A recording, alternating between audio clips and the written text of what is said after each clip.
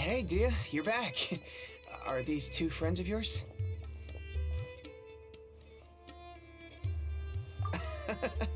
Likewise. There's no need to be so formal with us. We're a pretty casual crew. Anyway, since we've got a newcomer, let me fill you in on what the Canal Akhmar's been up to lately. They've become extremely aggressive. Apparently, even their own now have become acceptable targets. They even attack other relics brigades, just the same as any other mercenary brigade. Even the most ferocious beasts still protect their own. But it sounds like they've thrown that straight to the wind. That's right. Once they've collected enough loot off the other mercenaries, they sell it off to a different brigade, or turn to merchants on the black market. A portion of their profits is immediately exchanged for more food and weaponry to be used in their next violent operation. That's terrible! Yeah, and it really makes you wonder why they're so desperate for Mora. A few days ago, Isham and I trailed them for a while, and even disguised ourselves as merchants to conduct trade with them. We were able to learn a few things from the exchange. Rather than saying they're out to plunder and hoard Mora, it'd probably be more accurate to say that they're experiencing an internal power struggle. Wait, a power struggle? You heard me right. The vast majority of their victims are mercenaries from the other brigades of Deshret's relics. If their only goal was Mora, they could have gone after anybody. The targeted nature of their attacks points to a power struggle between the different brigades within the relics. That's the only plausible explanation we have. Unfortunately, we weren't able to find out anything more specific. It seems they're also trying to keep things under wraps. Oh, one last thing we discovered was that over the past few years, as the Canal Akhmar became more and more active, Deshret's relics as a whole became a lot weaker. It sounds mighty strange to me too. Harun, you can leave the rest of the investigation to us. Gotta say though, I didn't expect you to go on a whole undercover mission during the few days I was gone. Sounds like you were really putting your necks on the line, no? Nah, it was nothing. We're just as concerned about the situation as you are. The Canal Akhmar is your father's crew after all. What he said. Besides, Dia, haven't you done more dangerous things than all of us combined? What we did is nothing compared to your experiences. Yeah. And while they went to talk with Dakan al-Akhmar, I took a look at the last camp they attacked. Any survivors of the attack were already long gone.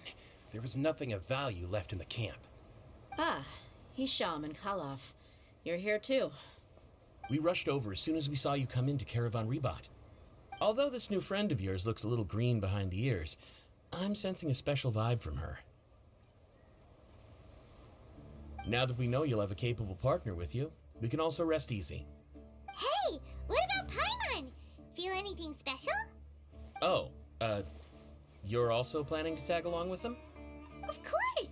Paimon is the traveler's most important guide. Wherever she goes, Paimon will follow. Oh, in that case, then you'd better take care of her too, Dia. Don't underestimate Paimon! Don't worry about her. She may look tiny and helpless, but she's been through just as many battles as the traveler here.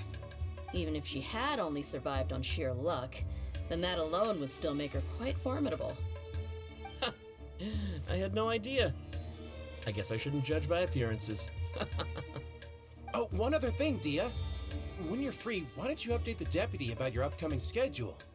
We held another recruitment event a few days ago, but everyone only came to see the Flame Mane. You weren't around at the time, so people were pretty disappointed to only find our crew of rough, unkempt guys. The deputy put a lot of effort into the event, but it was basically for nothing. Only a few people chose to stay, and that really got to him. Sorry to hear that. I'll be sure to bring him some great liquor next time.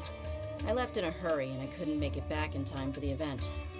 Gotta admit, I can understand their disappointment though. You're our brigade's main selling point after all. Now if only the deputy could figure out a way to bring a few more smoking hot members into our ranks. Keep dreaming. Remember the last time I invited a couple gals into the brigade? You all just froze up with your mouths gaping like a bunch of scarecrows. The awkward silence and weird expressions left quite the impression on them. They were originally interested in joining us, but after that, they both told me they were too uncomfortable to stick around. Hey, didn't we agree to never bring that up again? Huh? Wait, are you serious? Why have I never heard about this? I don't think you were part of the brigade yet. Are you kidding me? I missed a once-in-a-lifetime moment like that and you weren't even gonna tell me? All right. We can tell you about it later. Now's not the time. Hey, don't you try to change the subject. You and Hisham get your butts over here and tell me everything right now. Are they always like this? More or less. There aren't many rules or graces when it comes to mercenaries. We're used to just speaking our minds. If someone starts getting under your skin, you just yell right back at them. And if that doesn't put an end to it, then you just challenge them to a fight. But we also don't tend to take many things too seriously. Being direct and getting it all out of your system as soon as things come up is better than keeping everything bottled up, never talking about it. That's also why I never spare their feelings when I talk to them. If I want to laugh, I'll laugh. If I'm angry, then I'll unload on them. It's hard to stop once you get used to it. Though, I can never do that when I'm with the Homayanis. Hey, knuckleheads! Can you at least tell me the rest of the intel before you go back to your bickering? Yeah, you hear her, Holof? Told you we gotta focus on the investigation first. I drew up a map. Right here is the spot. There you'll find the merchant caravan responsible for getting rid of Khan al-Ahmar's looted goods. All you gotta do is wait and ambush them in the evening. They'll have no idea what hit them. Perfect. Thanks for that. Be sure to pass my regards to everyone else in the brigade as well. Will do. You stay safe, Dia.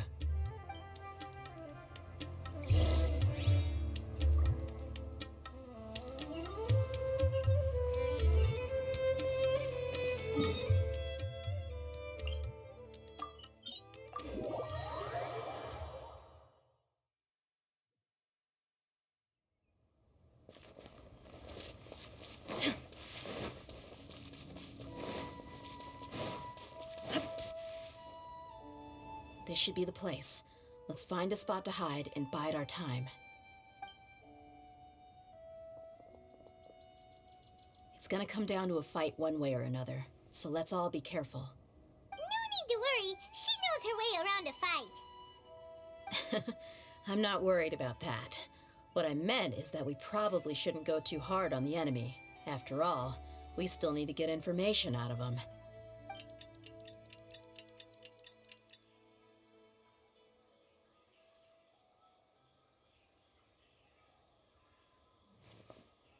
Here they come. You ready? Let's not give them a chance to react and end this quickly.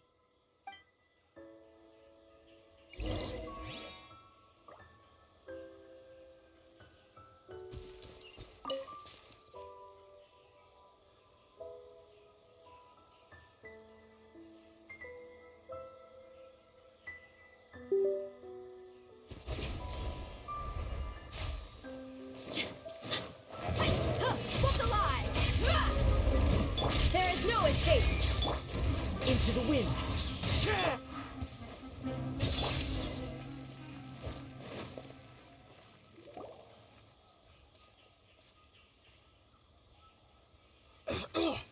Huh? You're the Flame Bane. Good. That saves me an introduction.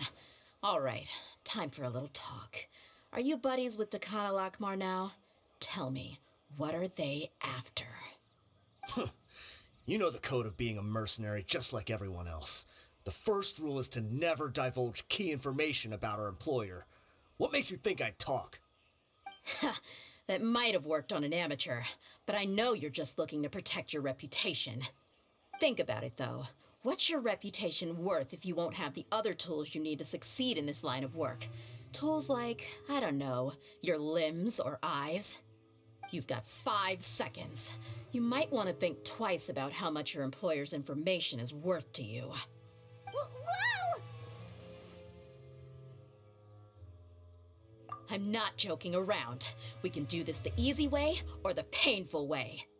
2 seconds! I'll save you the trouble.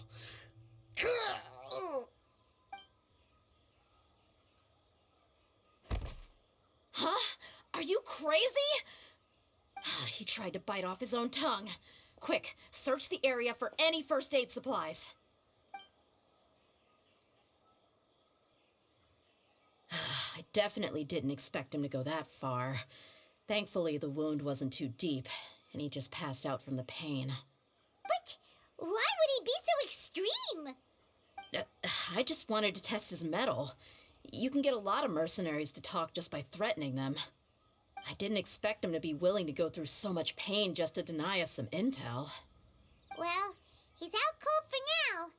We could wait for him to wake up, but maybe it's not a good idea to interrogate him any further. What should we do? Yeah, don't worry about it. It'll be a waste of time to interrogate him again after that. He might just hurt himself again if we start asking. There are lots of goods around here. Let's search the area. Maybe we'll be able to find something. I'm really sorry.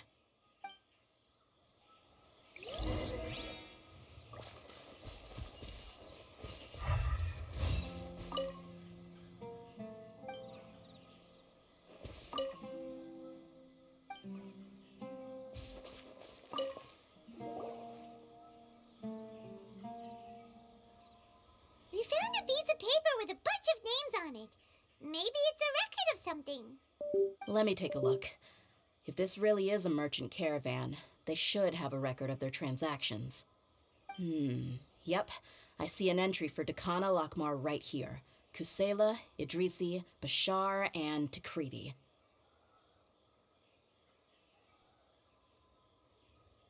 All familiar names. Dakana Lakmar has been trading for a hefty supply of food, weapons, and medicine. It seems that in the past, they used to receive some canned knowledge as well. This caravan is just one link in their logistics chain. Once in the rainforest, the caravan will exchange the looted goods for Mora, and the funds will then be passed to a specific person. That person will then pack the caravan full of necessary goods, which will then be brought right back to Dakana Lakmar. Wait, why is there no Mora value recorded for the final transaction? No value?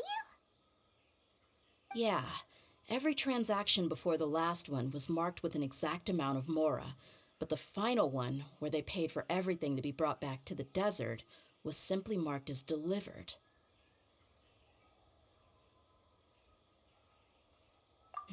Perhaps, but they couldn't have known how much they would make off selling the loot. Do they not care about profit margins at all? Anyway, the next part's the records of the goods themselves. There are a lot of entries. Everything was probably sourced from the rainforest. Huh? What's wrong? Shazamon Homayani? Homayani? You mean Dunyarzad's family? Could it just be another family with the same last name? I'd be surprised to find someone with the exact same first and last name. Shazamon Homayani is Dunyarzad's father, and the head of the Homayani family. Just what the heck is going on here?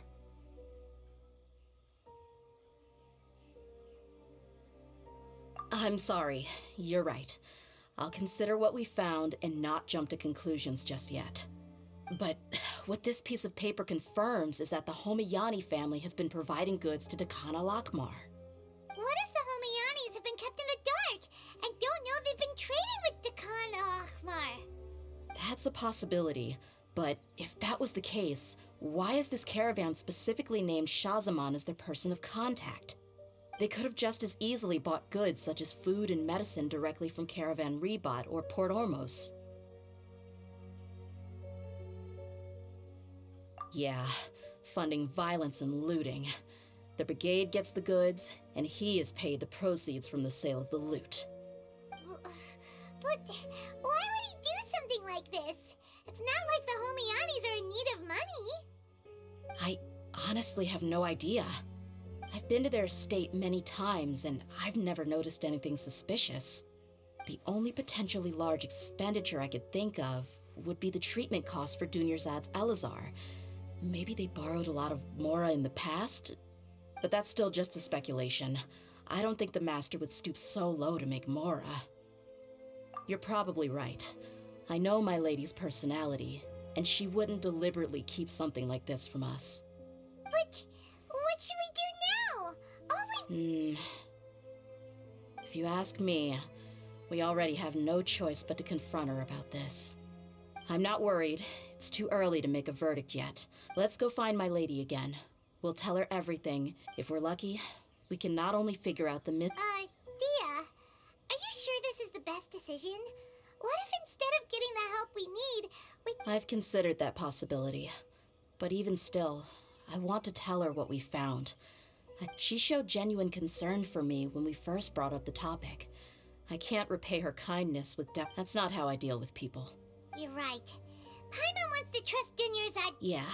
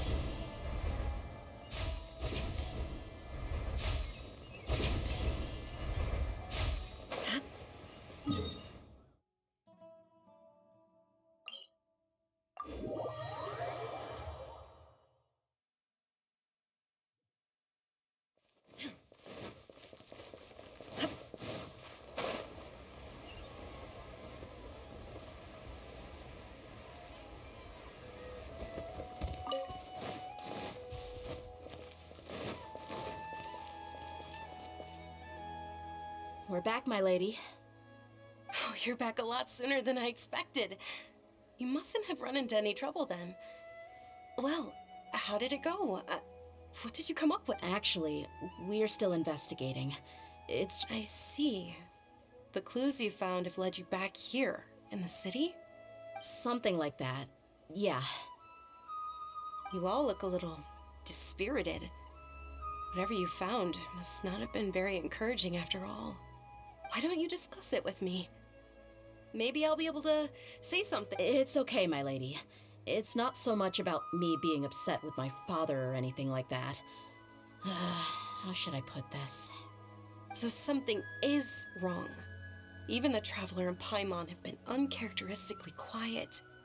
On any other day, Paimon would have already waved to me with a smile and shouted, "Dunyarzad, we're back!" So tell me, what happened? Well? My lady, please prepare yourself for what we're going to tell you next. It concerns the Master. The Master? You mean my father? Okay, I understand. Don't worry about me. I'll listen as attentively as I can. My father has been supplying goods to Dagan al-Akmar? Yeah, it makes as little sense to us as it does to you. I've never doubted the Master's integrity, so I'm having a real hard time rationalizing how he could ever support an infamous brigade like them. Maybe he's not actually aware of the full story and just stumbled into the deal by accident. I can't help but agree with the Traveler. Huh? You mean you feel the same way, Dunyarzad? Thank you for sharing all this information with me. Since you've told me everything you know, I should also tell you about some doubts that I've been harboring for quite a while. In the past, I thought that my father hired a bodyguard for me so that I wouldn't run away and get lost. However, there are plenty of capable mercenaries in the Corps of 30. Why did my father go out of his way to hire Dia? About that. Well, the Homayanis really needed bodyguards, so they reached out to the Blazing Beasts. Later, the Master told me that I was one of the best mercenaries he'd ever seen, and that I should stick around to become one of his bodyguards. He offered me a pile of mora, so I just signed on. Well, but that didn't really answer my question. Just think about it. Why did my father specifically reach out to the Blazing Beasts? Maybe the Corps of 30 just didn't have anyone available, or Maybe someone recommended us? I've never given it too much thought. I think I get what you're saying. You think none of this was a coincidence. Precisely. At first glance, nothing seemed strange or out of place. But there are many parts of the story that don't actually make any sense. If my father had always been in contact with the Khan al-Akmar, then it would make sense for him to bring Dia into our house. You mean the goal all along was to get Dia to be your bodyguard? No, that's too much of a stretch. I cut all ties with my father a long time ago. He has no control over my life anymore. But that still doesn't rule out the possibility that your father has still been trying to influence your life without you knowing. So, the Master was not likely an innocent victim in all of this?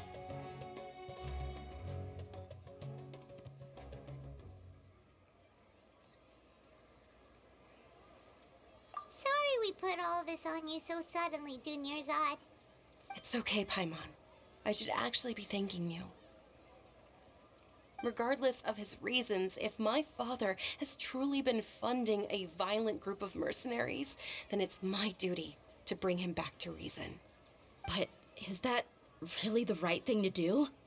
My father has committed many atrocities and deserves all the punishment that he has coming to him. I have zero sympathy for him. You may call me an ungrateful child, but my feelings will remain the same.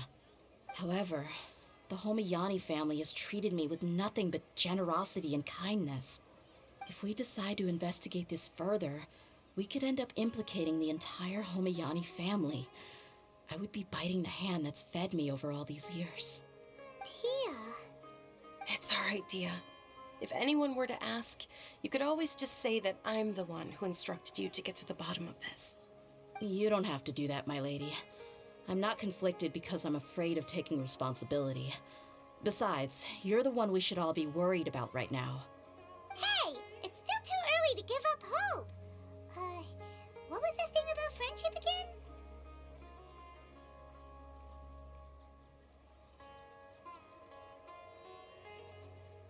Right, yeah, trust! You said that yourself, Dia. Besides, there's no point on getting all riled up before we've confirmed all the facts. Thank you, everyone.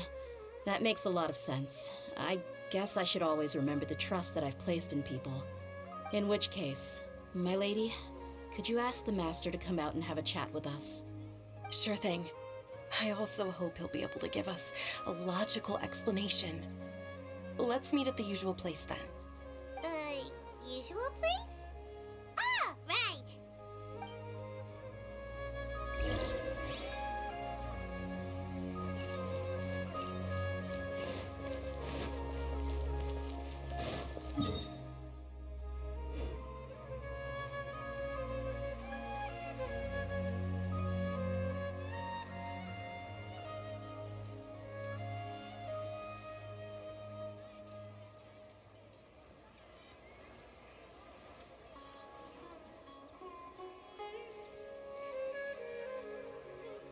Inactivity serves no purpose whatsoever.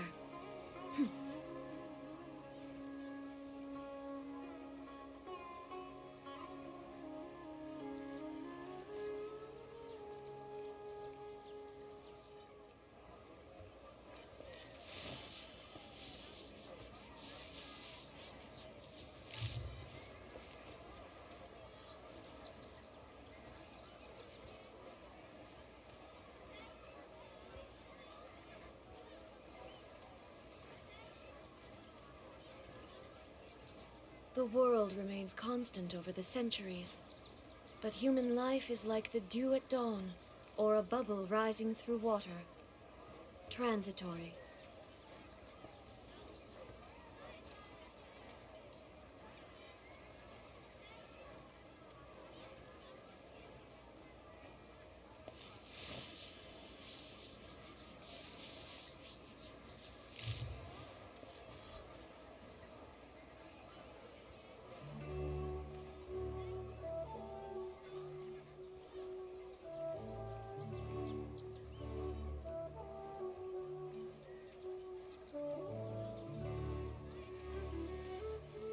all the world holds dear is but a backdrop of constant motion. I stand before it, alone and unchanging.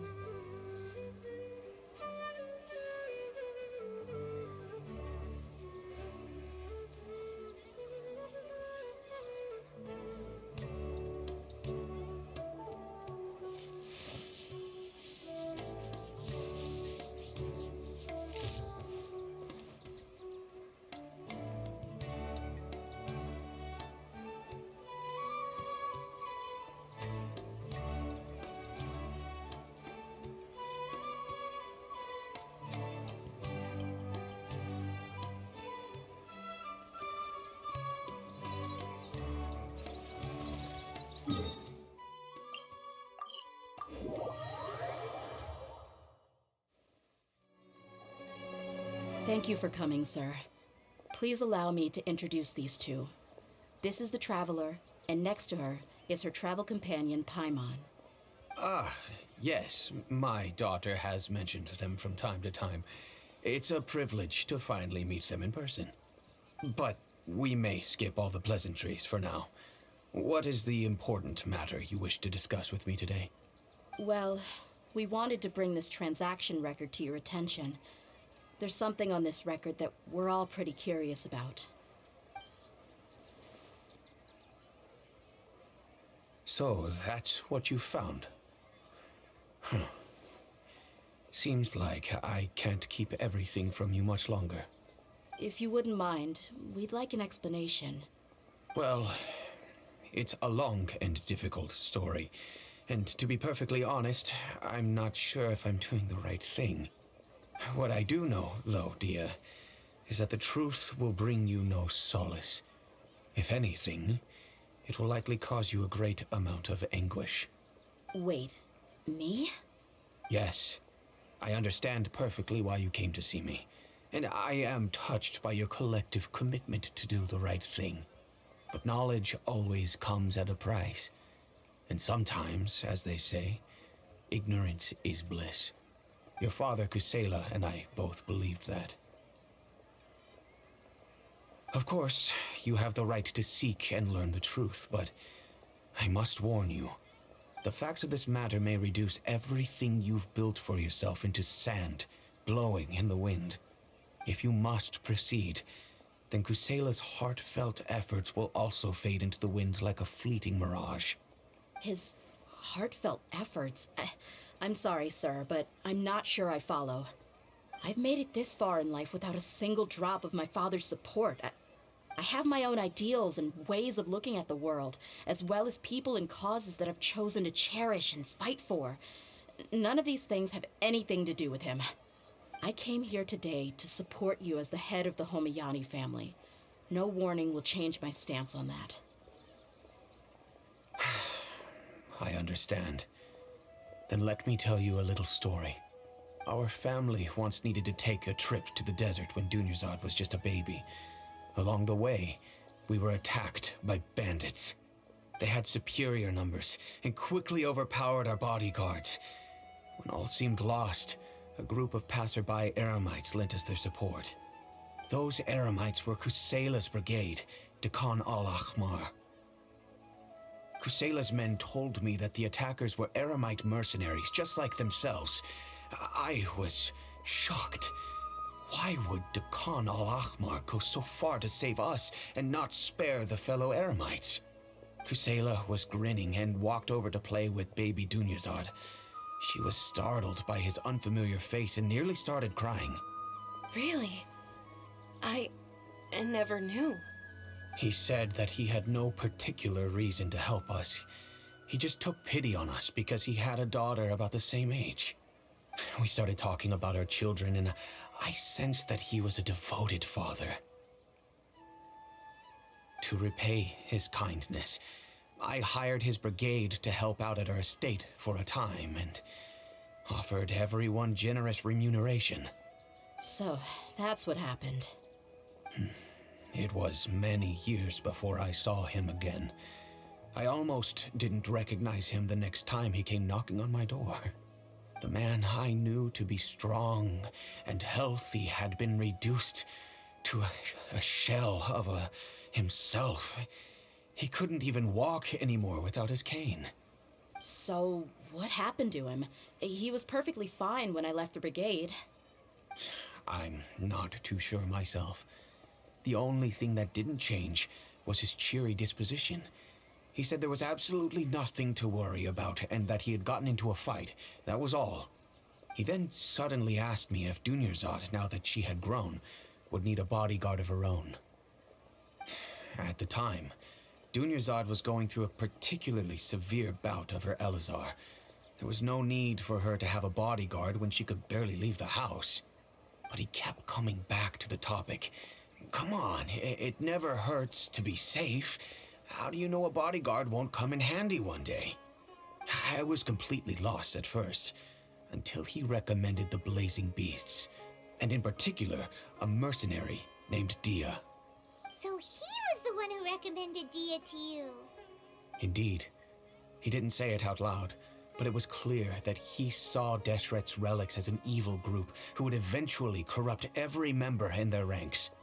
He was already beyond redemption, but he hoped that he would be able to detach his daughter from the vicious world of mercenary life.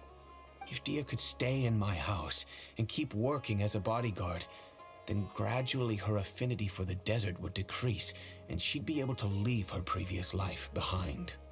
And that's why you offered her such generous compensation? Yes, but not just because of that. From the moment that he asked me for that favor, I also began to see Dia as my own daughter. And that's also why I tried to persuade you to stay when you asked for permission to leave. I was willing to spend however much it took. Kusela saved my daughter and I all those years ago in the desert. I could never refuse him entrusting his daughter to me. He was always like that, acting like he's oh so smart and self-righteous. Kusela said that he'd reimburse me for a portion of Dia's fees. I refused to take any mora from him, but he'd always send me funds anyway. Eventually, I just accepted them as a token of his gratitude. And that went on for a while until I received another letter from him a few years ago. The letter contained a request to help him buy food, weapons, medicine, and even explosive materials. Wait, isn't that around the time that Decano Akhmar started becoming more aggressive? That's right. When I started to hear some nasty rumors, I became wary. I wanted to meet him face to face to discuss things. But by then, he was no longer receptive to my requests to talk. If I had to guess, it's probably because he doesn't want to put Dia at risk.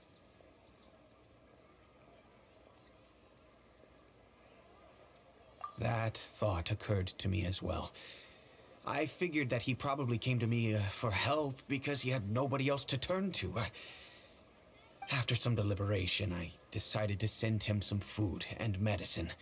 I turned down all his requests for explosives and weaponry.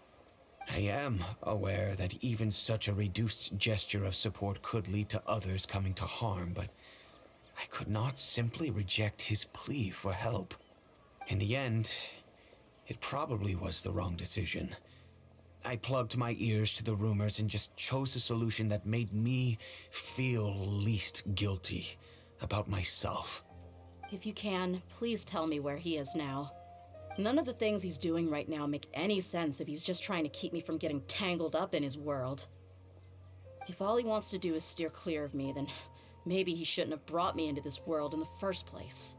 Oh no, Dia, please don't feel that way. I'm just angry because I can't wrap my head around any of his actions. I don't know. I really don't know. I don't think I can do it. But I guess you do have a point. We haven't uncovered the whole truth yet. We still need to figure out his exact actions and reasoning for these last few years. I'll do my best to help. Of course, anything between the two of you would need to be resolved between you and him alone. I don't know Kusela's exact whereabouts. Outside of supplying his brigade with some goods, I tried my best to avoid getting involved any further with him. However, There's a man on the list named Jawed. He used to be a mercenary in the desert and is now a member of the Corps of 30. He's responsible for supplying weapons and liaising with the Dakan al-Akhmar's merchant caravan. I think he should know Kusela's whereabouts. I've heard that he likes to have a few drinks alone and enjoy the cool wind at night outside the tavern. Maybe you'll be able to find him. Understood. Thank you, sir. Then I guess this is bye for now, unless... I'll stay and be with my father here. To be honest, I'm still a little dazed and haven't finished processing everything quite yet. My father has indeed done something wrong, but if I think about it, I'm also not sure. I feel like our only course of action is to turn everything we know over to the Corps of 30 and let them render judgment. Yes. I am prepared to accept whatever verdict they choose. It's time to face my mistakes.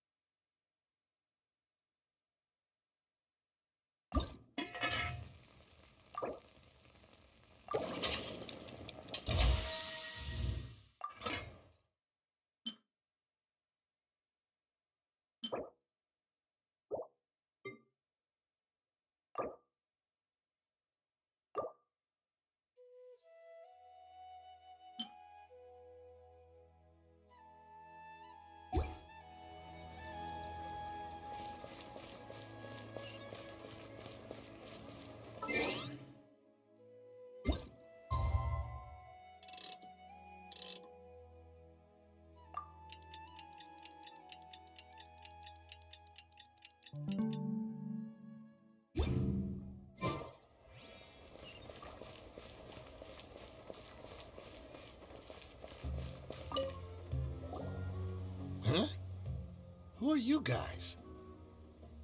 I know what you've been up to. Smuggling weapons to violent brigades in the desert while working for the Corps.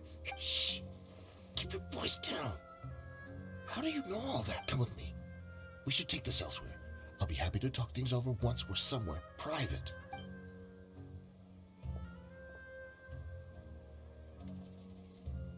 This place should do.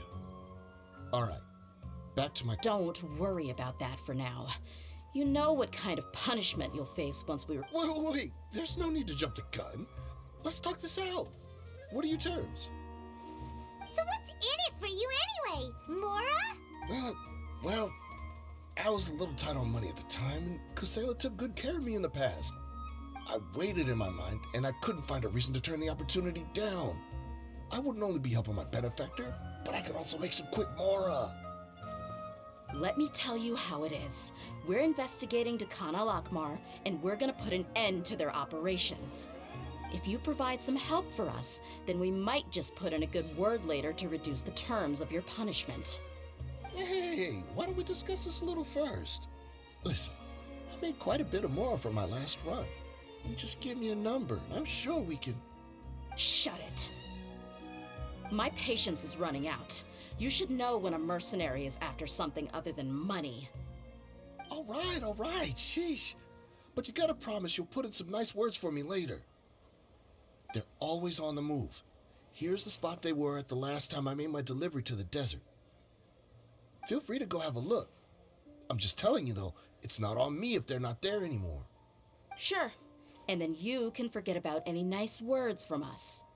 Hey, come on. Now you're just being unreasonable. Really? And how do I know you're not leading us straight into a trap? Don't forget, you're the one with no bargaining chips. All right, I get it. Why don't you go take a look, and if they're not there anymore, I'll try to figure out something else for y'all. Now that's more like it. Let's move. And as for you, try to stick around the city until we get back. You don't want us to call the folks from the Corps and have them drag you back to the city.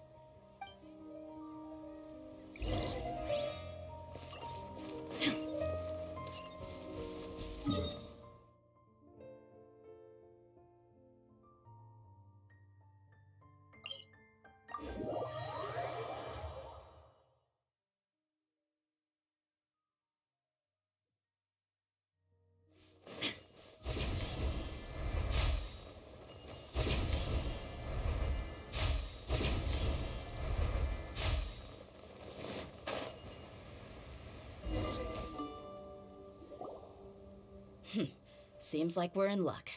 That should be their camp right up ahead. Let's go. We'll finally get to the bottom of this ourselves. I'm here to see Kusela. Tell him to get out here. Tia, why are you here? Shine down!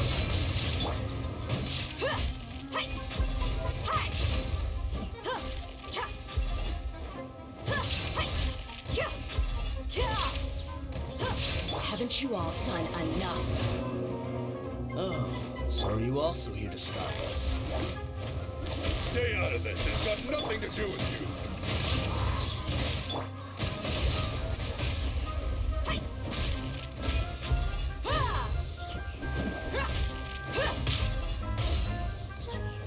Illusion shattered!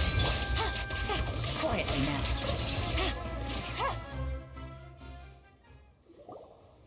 Oh, she's so strong. Enough fighting. We all know each other, and I don't want to take things too far. Just bring Kusela to me. There's no use hiding him anymore. Did you understand a single word I just said? Or do I need to bash your skull in some more? All right, everyone, let's all just calm down for a second. Dia, the boss can't come out and see you anymore. He died a long time ago. What? Seems like you've been out of the loop for a while. Guess that's for the best, though. At least, that's what the old man wanted. When did he die? What happened to him?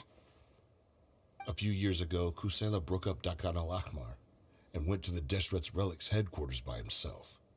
So is that when you guys started acting up? We would prefer to call it taking revenge. Every last person in Deshret's Relics must pay in blood for what they did. Let me start from the beginning. Dia, do you know how the head of the relics maintained order internally? Overwhelming strength and unquestionable authority? Those were a part of it, yes. But just those on their own weren't enough. They had another tool at their disposal. They called it a person's record. Regardless of whether they joined by their own will or were coerced, every person in Deshret's relics were forced to leave a record of themselves at headquarters. Whether it be their deepest sin, some unforgivable act, or their most immoral exploit, the record served both as a symbol of loyalty and that's precisely it. Every one of us have a record. Me, Bashar, Tikriti, and all the boys who grew up with Dia and ended up joining our ranks. But you, Dia, you were never asked to provide a record, were you? I never even knew this was a requirement. You were probably the only person in all of Deshret's relics who didn't know about it. Ever since you were born, Boss had been trying to shield you from this organization's sinister rules. Not only that, but he also banned all of us from committing any nefarious acts. He said he'd take care of the dues we had to pay regularly to headquarters. But in the end, he was just an ordinary person. What could he do? He was forced to go to headquarters again and again to account for missed dues and incomplete records. He'd come up with all kinds of excuses and get beaten up as a result. We all knew he was doing that for you. He wanted to get you out of this world, no matter what it took. And that's why he became a shell of himself and couldn't walk without a cane. Wait, but that doesn't make any sense. I didn't know about any of this, and I'd never seen him get injured or beaten. Because you were too young at the time. How would you ever tell between wounds from a beating and wounds from battle? When you left home after that final argument with him, he seemed to age by a decade overnight. Even his hair went gray. So, even the blazing beasts were... Yep. It was all his doing. Had he not arranged them to come to you, you probably would have been reduced to a pulp before you ever left the desert. A few years ago, Boss said he needed to make another trip to headquarters. He was already pretty weak then, and we all assumed he was going to get beaten again. I suggested that he hand the role of leadership over to me, but he said there was no longer any need. since the Khan al-Ahmar would soon be no more. His words made no sense to me, but that night, we heard that a massive fire tore through headquarters and razed everyone's records to ash. Everyone gained their freedom that night. Many members fled, not just from our ranks, but from the other brigades as well. But how could we leave with a clear conscience? All of us who knew exactly what had happened. The boss can't have just died for nothing. Those heartless jerks at headquarters took him from us. From that point on, the sole purpose of the Khan al-Ahmar became revenge. The big fire that boss started was quite a blow to headquarters' strength. It's given us the opportunity to launch our attack. Even though we're outnumbered, we vowed to see our revenge through to the very end. There were people from headquarters who changed their names and went into hiding. Some fled to other brigades, and others escaped to the rainforest. But we won't let any of them escape our wrath. They'll all pay for what they've done. We've suffered plenty of losses as well. To keep going, we need an enormous amount of supplies, from food and medicine to weaponry and explosives. All we can do is exchange our loot from Mora, and then use that to get supplies. We forged Boss's handwriting and sent out many letters to his former friends. Thankfully, many people were willing to come to our aid. We were also able to attract many mercenaries who shared our goal. We've endured unspeakable pain to win many impossible battles. Deshret's relics have become weaker and weaker, and now we finally have an opportunity to directly strike their headquarters. Paimon doesn't know what to say anymore.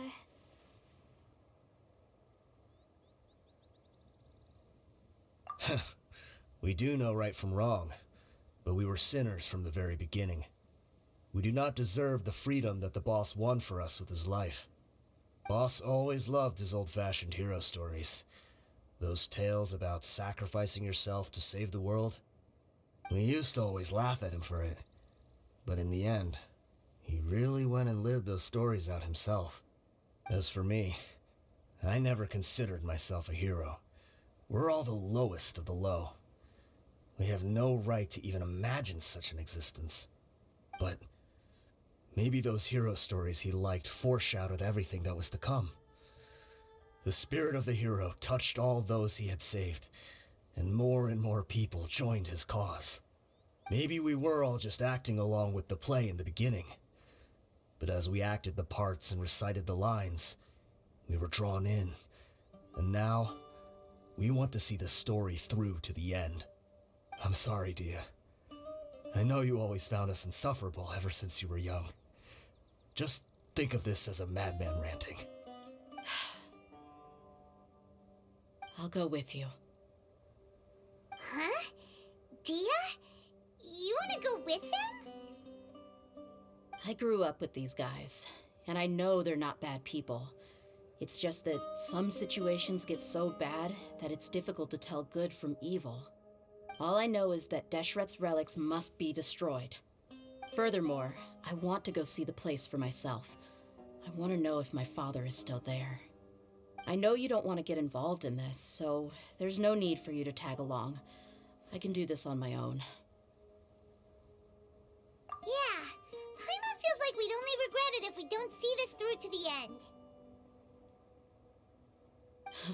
Thank you. We'll be a lot stronger together with you. I bet Boss would lose his mind if he ever knew you'd join us at the very last moment like this. Considering all the losses and injuries we sustained, we can't afford to turn down someone as powerful as you. He can think whatever he wants. But the fact is, I owe him this much.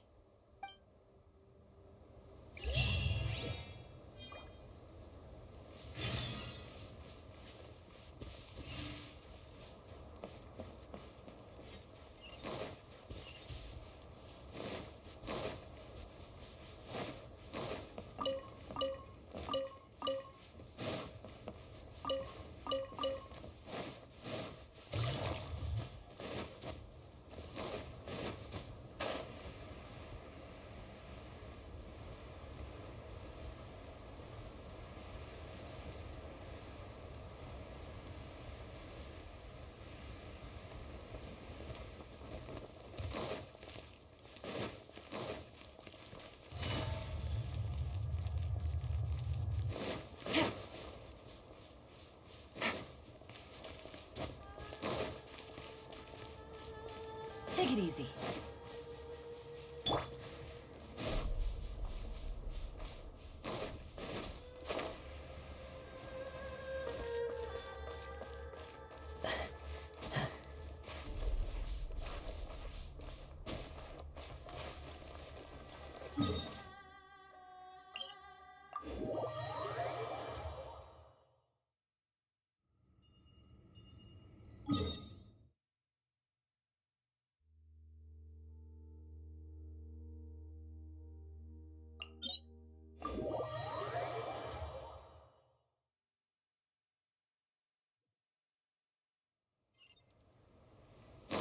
Time to go.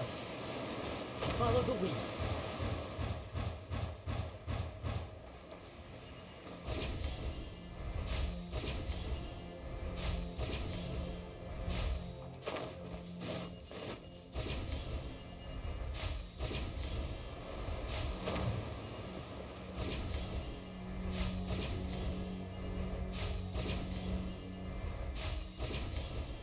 This is the entrance? We sure didn't run into much trouble on the way here. Should be. I don't think they have enough manpower left to post guards and defend their perimeters.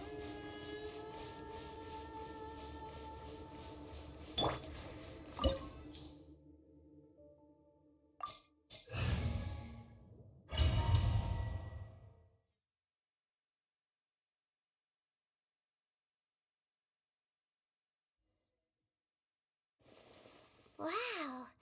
Paimon didn't expect it to look like this on the inside. They should all be holed up in here. Don't know how many people they've got left, though. Who cares? We'll round up all of them. Still, we should be careful. Even if they've only got one shot left, it could still take us out. Yeah, we'll know what they're really capable of once we've landed some hits on them. Deshret's relics may have been a force to be reckoned with before, but their name means nothing now. Yeah, they don't stand a chance with you here. I'll take the lead. I've been here once before.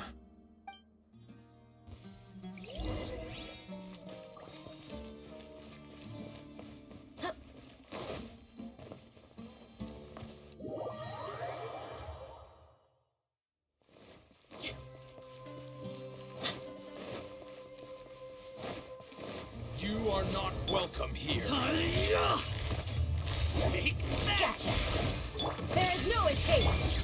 One with nature. Take your true form!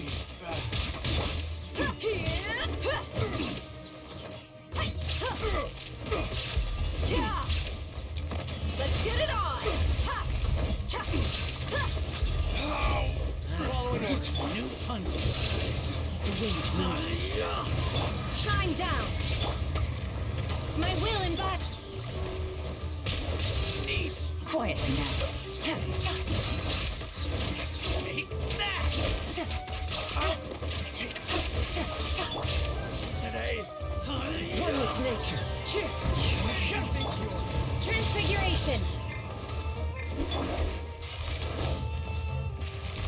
Gotcha!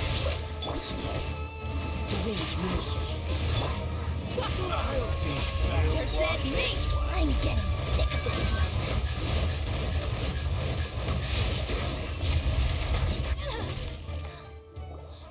This way, follow me. We're almost there. Wait!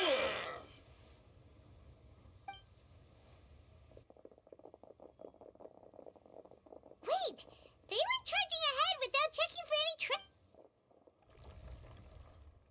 Hey, you guys okay? It seems like we just got trapped in here. Watch out, the enemy's coming from ahead. Well, now that things have come to this, seems we'll have to... Don't worry about us. We knew something like this could happen. Go and take a look. Let's go! We can't let the boss... Let's check if there's another way! The sooner we can make it through to help... Let's see. I think I see a way through over there, but it's being blocked by... Okay, let's go!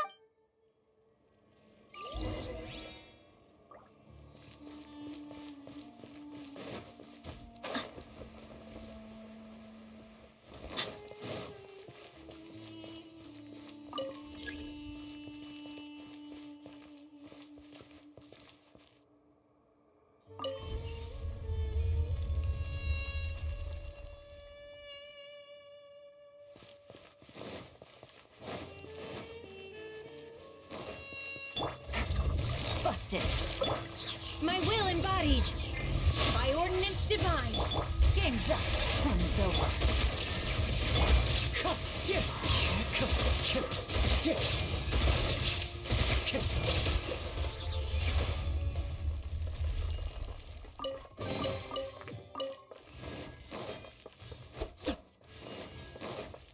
Another mechanism like the one before, but this one's being blocked off in the middle.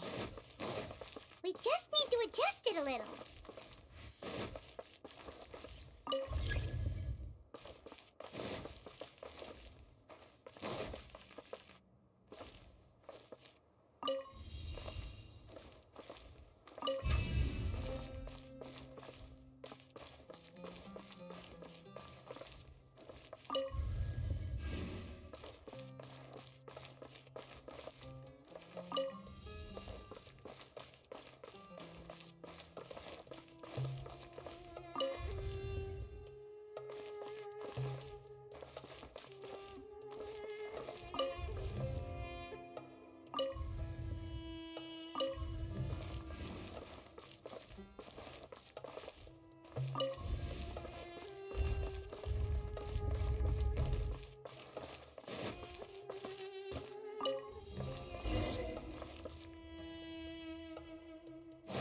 Time to go.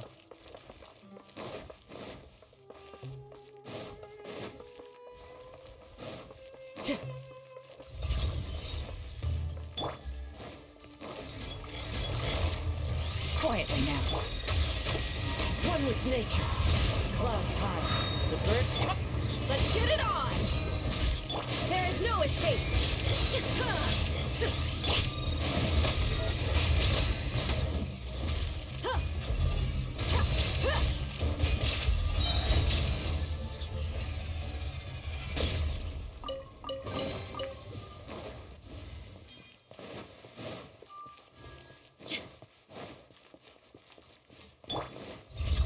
Take your true form. Gotcha. Here comes the catch. Cryo incarnate. Lots off.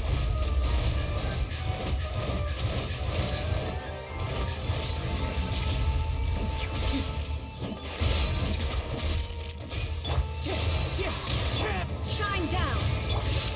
Quietly now.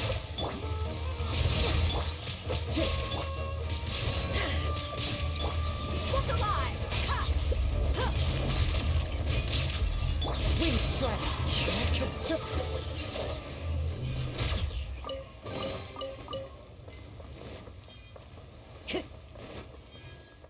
Time to go.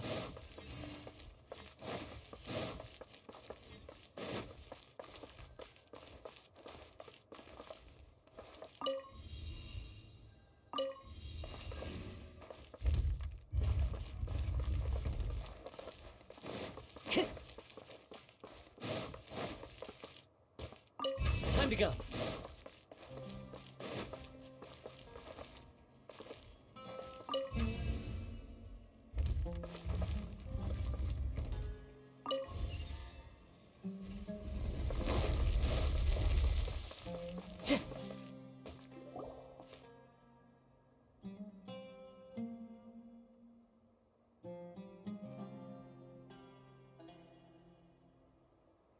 I wasn't expecting anyone to make it through from the other side.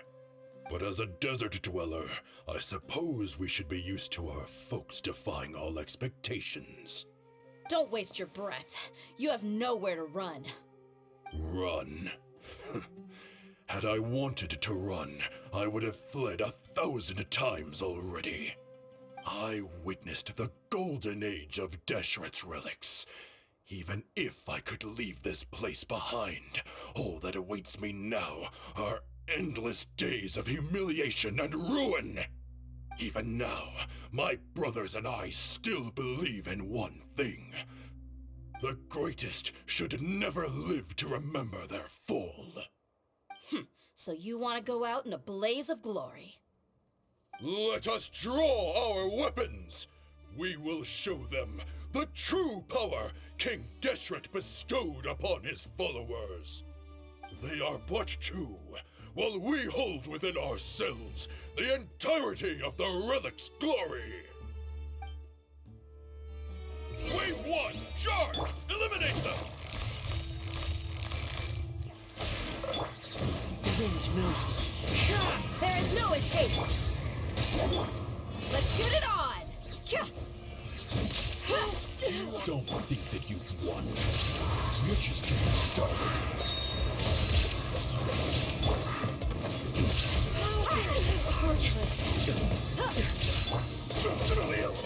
Meet. The wind knows me. King Deshe will not abandon any one of his followers.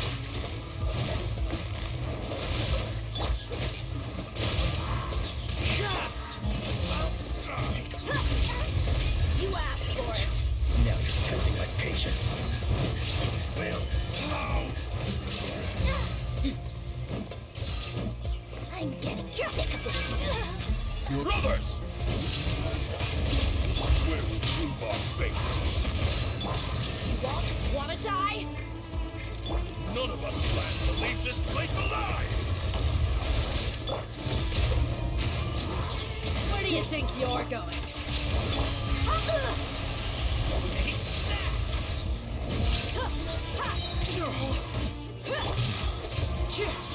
goodbye. But we'll get dead. The golden slumber. The commander has finally fallen. But they're still coming at us! This place is like a gladiator's ring. They just keep coming no matter how many we beat! Yes, keep fighting! There's no need to fear, and no need to back down! This is our last stand! When the next wave comes, try to draw away their attacks. I'm going to see if I can take out that high platform.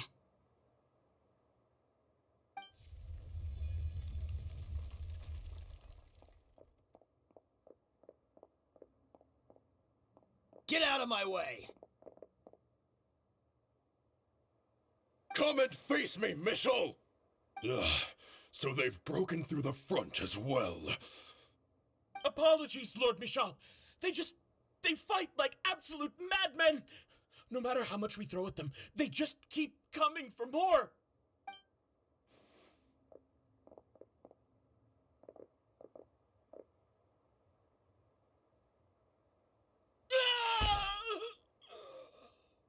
So, it would seem like this is the end. Time to pay for everything you've done, Michel. You think I would give you that opportunity? I will be buried in the sand alongside all the rest of our fading glory.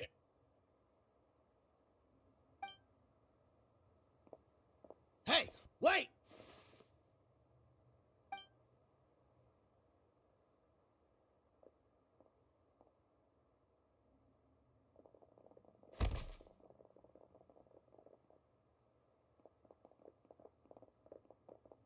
We were too late. It's over. There's no more need to fight. But if you're still going to cling on to your so-called mercenary's pride, then I'll give you all a good beating as well.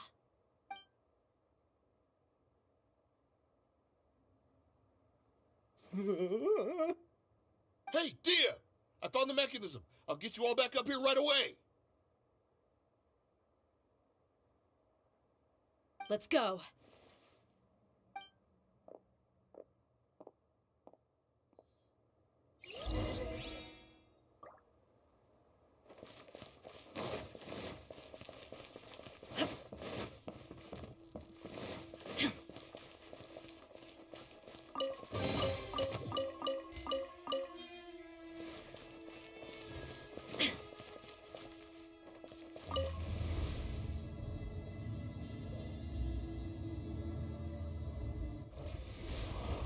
Who are you filthy rats? And why are you always pestering us? You call yourself a member of the infamous Desheret's relics and you still can't even tell who's made it all the way to your headquarters? Who knows what intent a bunch of rats may have? We try to catch a couple, and you all just show up on the other side instead. How are we supposed to figure out what you're after? Hey, have you ever heard of a man by the name of Kusela? Why would I know? It's not like I'm in charge or anything. This is your last chance to talk. Hey, I said I don't know anything. I'm just an average member here. I'm telling the truth. If you're here to find someone, why don't you look through the records yourselves? Who can remember every name and face with so many people coming in and out every day? The irony. His life became a light for so many, yet to others, it wasn't even worth remembering. Where's the records room? Answer me! It's right over there. All the files are in there. You can go through them as much as you want. It's not like any of them still matter anyway. I mean the old records room. The old records room? You mean the one that got burned down? Kusela. Ah, yeah, I remember him now. The guy who could hardly walk. Watch your mouth. That's our boss you're talking about. He was definitely faking it. We all let our guard down as soon as we saw him come hobbling in. But in the short time it supposedly took him to take a dump, he'd already gotten away and started a fire in the records room. He couldn't have possibly outrun us if he wasn't a fraud. And after that, Deshret's relics fell into complete disarray. Stop wasting our time. Every one of us here is perfectly aware of what he had done. Tell me, where is the old records room? It's just over there. Go see it for yourself if it means that much to you. There's nothing left in there but ashes. No human could ever survive that kind of inferno. Bashar, Tikriti, let's go. We'll leave the others here to guard these guys. Spare them no mercy if they try anything.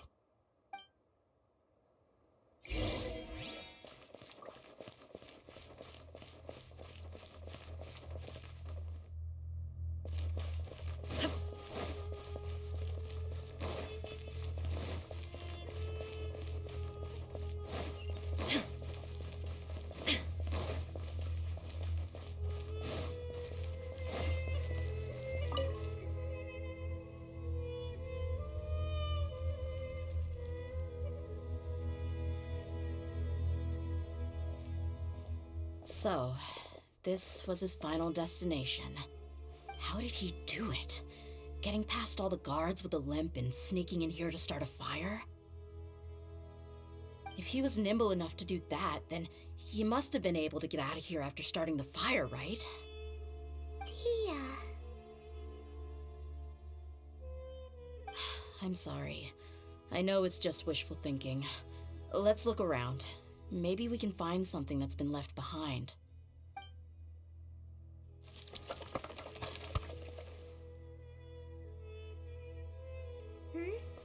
Is this a cane? It must be the one that Dia's father used. Kusela. Thanks for everything, boss. We're fortunate to somehow find that cane after that fire. Let's split up and look around some more. What if something else has been left behind?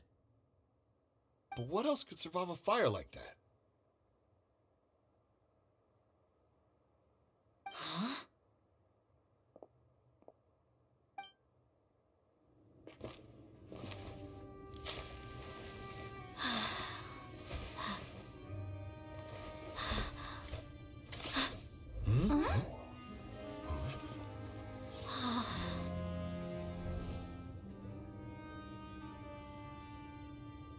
Thought so. Wait! Isn't that the toy sword you played with as a child?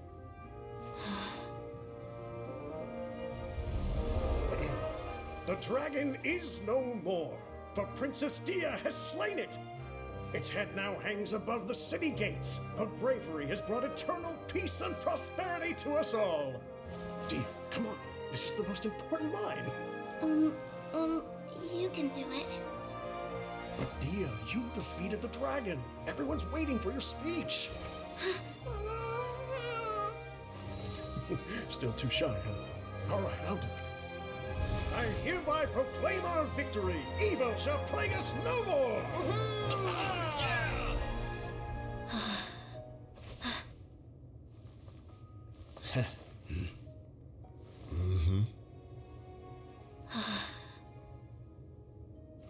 I hereby proclaim our victory.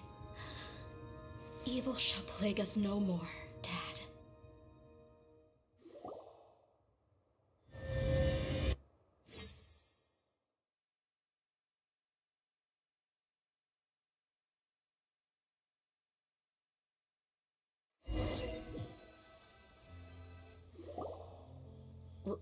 What's this? Don't you remember? You asked Paimon what she would do if she were to wake up tomorrow with loads of money. And Paimon said that she would get boatloads of tasty snacks. You looked super confused at the time, but said it was an adorable thing to say. These opportunities don't come by often. So today, Paimon's gonna treat you to a special crash course on Paimon's life philosophy.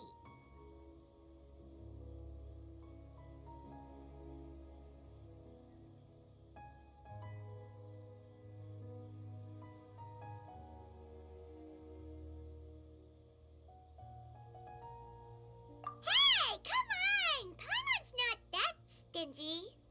Anyway, the point is that you should eat to your heart's content. You'll feel better for sure once you've gotten something in your tummy. Dunyarzad will also be here shortly. She's already heard that we're back. Aw, thanks, you two. Honestly, this is very unlike me. I just had a lot on my mind on our way back, so I didn't know what to say. My chest was filled with all kinds of intense emotions. They just shook me even more than all the feelings we've shared during our previous adventures. But when everything came to an end, those emotions also vanished without a trace, and I was left feeling more empty than ever before. It was as if I'd lost the thing that was most important to me. Yeah, you're right. To many mercenaries, Mora is the most important thing in the world. But perhaps to us, it's the most worthless thing of all. Idrisi and the others all used to say that they would quit if there was no Mora to be had. But when it came to avenging my father, there was no Mora to be made anywhere. My reality shattered when I found out that the father who always told me hero stories was in fact a bad guy. But look at me now. Am I any different?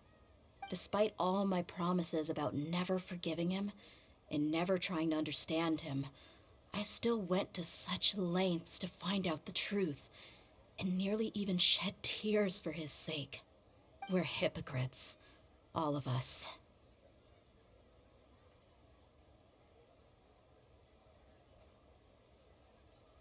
Yeah, you're right. It's just a pity that we often only recognize our true feelings after it's already too late. You're back! Are all of you all right? Ah, there she is. Yeah. Many people from the Corps of 30 came over, and I just wrapped up everything with my dad. All I can do now is wait for their verdict. Huh? Dia, you're looking quite down again. Paimon will explain. A lot happened while we were gone.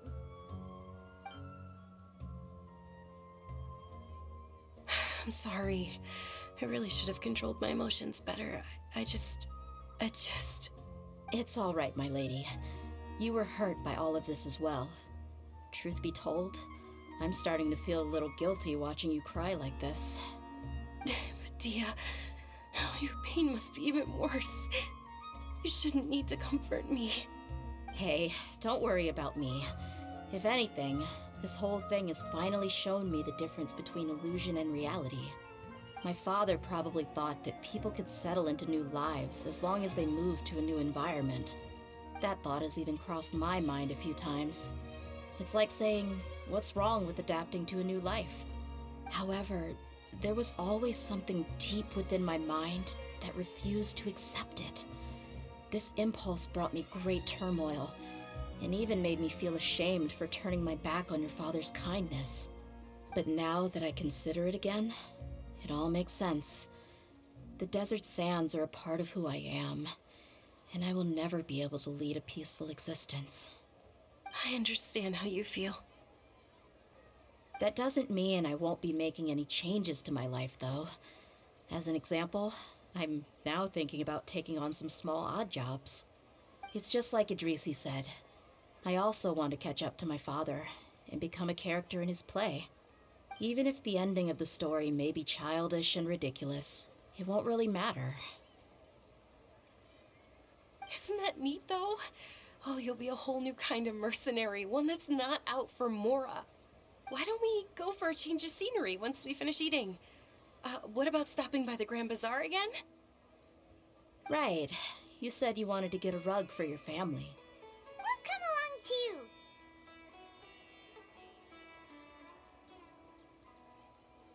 too. I can't thank you enough for taking care of me this entire time.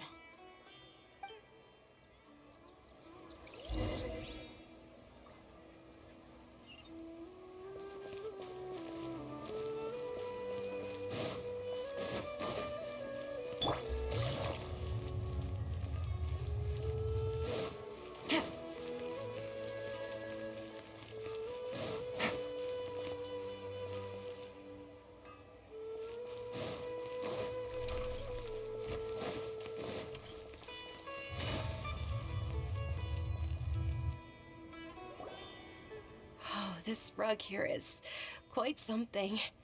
The craftsmanship is... Ah, here you are. Finally, I found you. Hey! Aren't you that mercenary who bit his tongue? You can still... Wait. Are you here to take revenge on us? What are you talking about? Do I look like I could take you all in a fight? I just came here to give you something. I'll be on my way to give myself up to the Corps after this. Once I woke up, I hurried to the Khan al-Ahmar's camp, hoping to alert them to your presence. But when I got there, I found no one except the members who were still too injured to move. Ah, so you probably got there after us. Yeah, they told me that they had exacted their revenge, and everyone had turned themselves in to the authorities. Even that last camp was not going to last for much longer. I had joined the cause to repay an old favor from Kusela. Now that everyone's already turned themselves in, I might as well do the same. One of the injured members gave this box to me, and told me that it contained some of the old man's last possessions. Everything left in the camp will get confiscated, so I figured I should get this to you before the Corps could get their hands on it. Thank you. No worries. We are all just living our own truths. There's no need to comment or judge anyone for it. So this box contains everything that Dia's father left behind. Huh. It feels lighter than expected. Well, back in the day, the first thing he did with any Mora was spend it on things like drinks and meat. But let's see what's inside. What's this? It's just a bunch of junk. It kinda stinks. Perhaps it's just been left unopened for too long. A handwritten copy of a storybook. The paper's already yellowed, and it looks like it's about to fall apart. It was against the Academia's rules to possess books for personal use. If he was going to break that rule, he could have at least copied something useful. That probably means this was really important to him. And here are a few bags of children's snacks. The packaging's completely deteriorated. Maybe that's where the smell was coming from. Did he get those for you? Yeah, but here's the thing, though. Even when I was a child, I was never a fan of these kinds of snacks. He'd always say that he got them for me, but in the end, who even leaves snacks in a box like this anyway? Forget it. Let me see what else is in here. A razor, some buttons, some round iron tiles, a wooden toy puppet, a wool scarf, which from the looks of it probably belonged to a woman, and a hair clip? Why are these things here? I'm suddenly feeling a little scared. I'm sorry, my lady, but this is just the kind of man he was. He probably saw this box as some kind of personal trash heap and dumped any and everything in there. 2 empty liquor bottles. Huh? There's something in the bottle! Oh, you're right. All right, I got it out. It seems to be a piece of paper with some writing on it. The bottom part's all damaged from moisture, though. Let's hope the writing didn't smudge. I was suddenly seized with an urge to write a letter after finishing this bottle. I just folded it up and left it in the bottle, though. If I end up forgetting about it, it won't really matter. To Dia. It's a letter for me? It's all right. I'll just read it out. If he went to the trouble of writing a letter, there must have been some important things that he wanted to say. Or at least record down. My condition's becoming worse and worse. Can't even walk without a cane anymore, much less go out and have fun. Guess I don't have many days left. If you're reading this letter, then I suppose I'm already long gone. You were adorable as a baby. Everyone loved you. And regardless of whether you were crying or laughing, everyone enjoyed having you in the group. But once you grew a bit older, you were no longer nearly as happy or cute. It's probably Idrisi's fault. He was never up to any good. Can you believe this guy? He can point the finger at himself. Anyway, back to the point. To summarize, I'm writing this so you would know not to feel sad for me, even if you end up finding out the truth. The reason being that I was never your father to begin with. Wait, what? Surely, he must be joking, right? I don't know. I was quite formidable when I was young, and 100 times cooler than some so-called flame main. Really felt like the whole world was under my feet.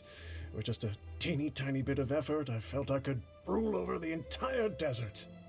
But as fate would have it, I went out into the desert for a drink one day and discovered a baby in the sands. It was you. You were just lying there, small and helpless. You were so tiny that if the wind blew for just a little while longer, you would have been buried forever. But your cries were so loud they made my head hurt. Now that I think of it, you really were a bundle of energy. Sounds like he's serious. I told Idrisi and the others that I had slipped up with a woman while out and about. None of them even doubted me. I'm sorry that I had to lie to them for so long, but I really had no other choice. I was their most esteemed leader, after all. It's not like I could just tell them that I suddenly wanted to play at being a father. At this rate, I'll puke up all the liquor I just drank from this bottle. Anyway, Dia, you possess the kind of freedom and kindness that we could only dream of. As far as how you should live your life, that'll be up to you to decide. That's the end of the letter. In the end, he was still thinking of me as a little child. I suppose, or I would have suffocated under the sand a long time ago. He was a good father to you. The fact that he wasn't a blood relative doesn't change that. Yeah, it's just a pity that we had to learn the truth of everything like this. Do you already have some ideas about the decision that he wanted you to make? I do. If he first found me alone in the sands, then I want to try my hand at finding the person who abandoned me. I just have one wish. To tell them a story. That there once existed a childish and foolish jerk with a heart of gold. And that only under his care was I able to grow and mature into the person I am today. If you end up finding any leads, can you share them with us? We go on adventures all the time. Maybe we'll be able to find some information for you. Sure, I appreciate it. I wasn't expecting you to be so enthusiastic. I'll help too. Thank you. All of you. Thank you so much. My life has certainly had its twists and turns, but I've always considered myself lucky. Because no matter where I've gone, I've always been surrounded by incredible kindness.